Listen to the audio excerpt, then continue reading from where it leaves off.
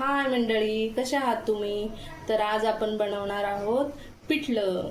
कारण की आता पावसामुळे वातावरण पण खूप थंड झालेलं आहे आणि भाजी वगैरे खाऊन रोज रोज कंटाळा आलाय, म्हणून आज खूप छान पिठलं भाकरीचा बेत केलेला आहे. तर बघा आपण त्याच्यासाठी साहित्य काय काय घेतलेलं आहे. कांदा घेतलेला आहे मीडियम साईजचा कट करून, कढीपत्ता, लसूण, बारीक चिरलेली कोथिंबीर आणि थोडासा टॅमॅटो. मसाले आपण खूप बेसिक घेतलेले आहेत. लाल चटणी पावडर, मीठ आणि हळद बस, आणि जिरे मोहरी तेल हे फोडणीसाठी. तर चला आपण सुरुवात करूया.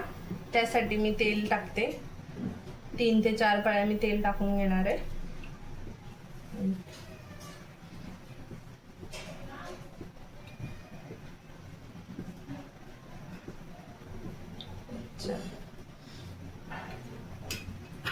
तेल थोडं तापू देऊया आपण.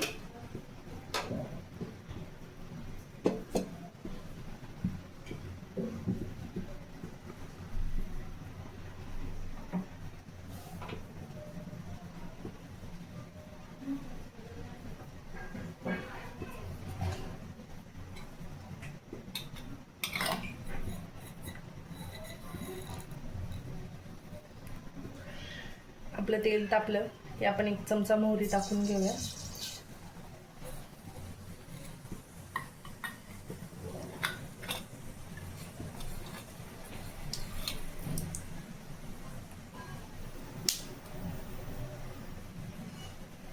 मोहरी जिरे टाकूया 1 चमचा. त्यांना छान फुलून देऊया. तडतडले की मग आपण पुढचं ऍड करूया कांदा वगैरे.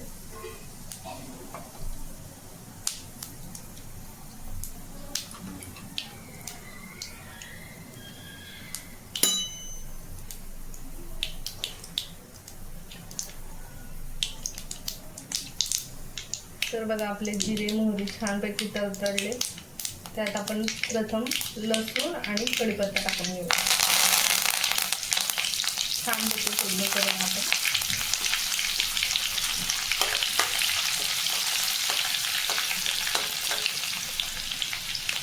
कांदा टाकून घेऊया लगेचच. गॅस थोडासा कमी करूया.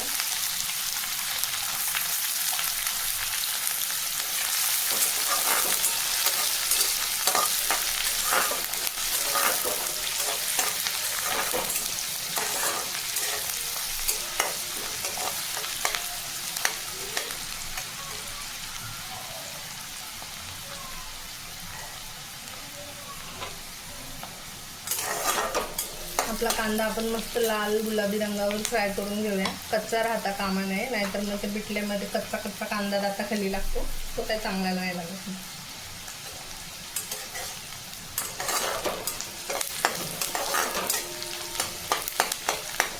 असं करून बघा, कारण की आपण नेहमी हिरव्या मिरचीतलं पिठलं ते पिवळ्या कलरचं करतो, ते पण छान लागतं. कधीतरी असं केलं की खूप छान लागतं आणि जरा टेस्ट पण चेंज ना, म्हणून माझ्या मुलांना पण खूप आवडतं, म्हणून मी करते आज.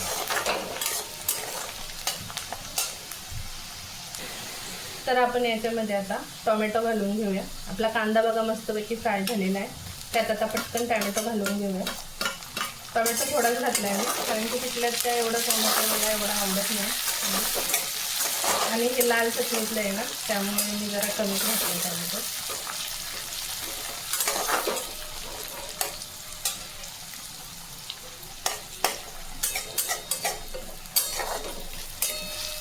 त्याला चांगलं फ्राय करून घेऊया आपण.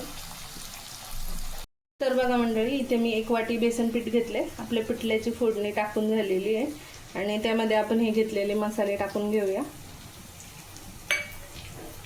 थोडीशी कोथिंबीर यात टाकूया, थोडी नंतर टाकूया, आणि पाणी घेऊया आणि विस्करने मस्तपैकी त्याला मिक्स करून घेऊया. मी असं करते कारण की मग गाठी वगैरे जास्त होत नाही, आणि सुक्कं टाकलं ना मग त्याच्या खूप गाठी होण्याचे चान्सेस असतात.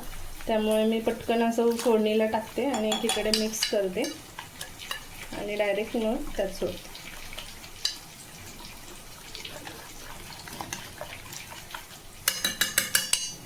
तर बघा हे मस्तपैकी आता छानपैकी मिक्स झाले. आपण यात टाकून घेऊया. आपला कांदा टोमॅटो पण छानपैकी फ्राय झालेला आहे. तर आपण यात हे पिठलं बेसन मिक्स केलेलं टाकून घेऊया. अजून आपल्याला पाणी ऍड करायचं असेल तर आपण करू शकतो, कारण की ते खूप घट्ट आहे.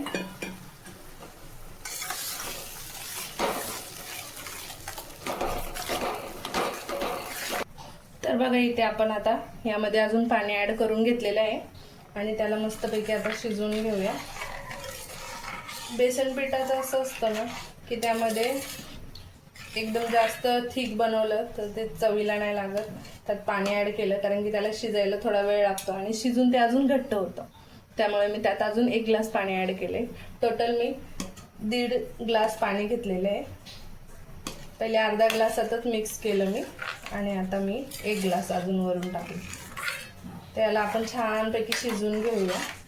मस्त याला दणदणीत उकळी आली, मस्त बेसन कमी गॅस करून छानपैकी वाफ देऊया आणि शिजवून घेऊया. तर बघा मंडळी, आपण आता वाफ आणण्यासाठी आणि शिजण्यासाठी जरा झाकण ठेवलं होतं पिठल्यावरती. तर बघूया, आपण चेक करूया झालंय का. वाव, खूप छान एकदम रबरबीत पिठलं आपलं शिजलेलं आहे आणि त्याला वाफ पण खूप छान आलेली आहे. तर तयार आहे आपलं पिठलं खाण्यासाठी. नक्की तुम्ही असा बेत करून बघा. बघा किती सुंदर कलर पण आलाय आणि एकसारखं शिजलेलं आहे. तर आपलं पिठलं इथं रेडी झालेलं आहे. आपण कोथिंबीर उडवून ठेवलेली ती टाकूया जरा त्यावर आणि छान मिक्स करून घेऊया. आणि मला सपोर्ट करा, जरा सबस्क्राईब करा. रेसिपी आवडली असेल तर लाईक करा, शेअर करा आणि करून बघा तुम्ही पण कधीतरी असा बेत. छान लागतं. अगदी सुंदर पिठलं आपलं तयार झालेलं आहे. तर नक्की करून बघा मंडळी. तर बघा, आपला पिठल्याचा ताट रेडी आहे. तर बाजरीची भाकरी, घरी बनवलेलं मस्त लाल भडक लोणचं, चविष्ट असं पिठलं आणि सोबत कांदा. तर तुम्ही पण नक्की करून बघा. आवडलं असेल तर लाईक करा, शेअर करा आणि सबस्क्राईब करा. बाय.